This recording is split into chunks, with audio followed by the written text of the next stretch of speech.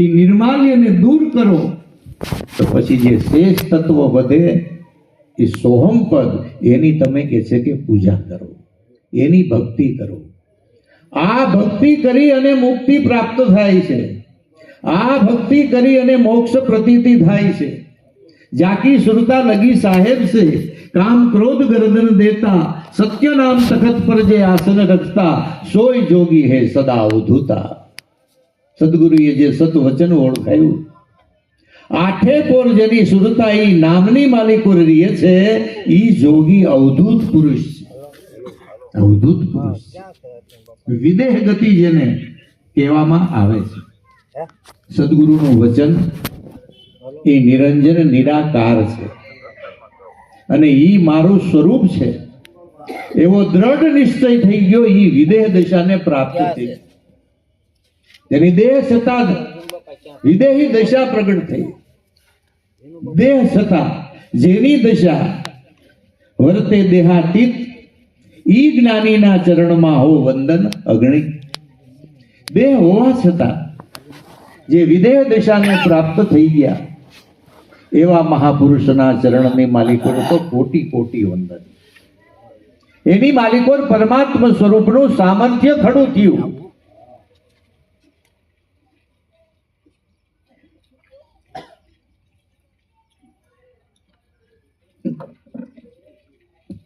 દરેકની માલિકો પરમાત્માનું સામર્થ્ય ઝળહળી રહ્યું છે, પણ એમાંથી મન રૂપે સ્ફુરણ છૂટું પડી ત્રણ ગુણોનો સમાસ થતા દેહાતીત દશાને પ્રાપ્ત થઈ ગઈ. જેમ સાગરમાંથી ગાગર ભરી લઈ એટલે ગાગરનું પાણી સાગરથી જુદું પડી ગયું. પછી એની માલિકો સાગરના સુસવાટા દેખાય નહીં, એની માલિકો ફીણ પરપોટા થાય નહીં. છે સાગરનું જ પાણી, પણ સાગરની સ્થિતિ ગાગરમાં કોઈ દી પ્રગટ થતી નથી. એમ આપણું આત્મ સ્વરૂપ બ્રહ્મ સ્વરૂપ સાગર છે. એમાંથી મન સ્ફુરણ રૂપે જરાક છૂટું પડ્યું ત્યાં સુધી તો એ નિરંજન શુદ્ધ છે. પણ જેવો એનો 3 ગુણ ને 5 તત્વનો સંગ થયો કે તરત જ હું બ્રહ્મ છું એ મટી ગયું અને હું દેહ છું એમ થઈ. આ સર્વ કોઈની સ્થિતિ છે. આ અજ્ઞાન સર્વ કોઈને લાગુ પડ્યું છે. આ અજ્ઞાનને ટાળવા માટે કોઈ એવા જ્ઞાની ગુરુનું શરણ પાછું પ્રાપ્ત થાય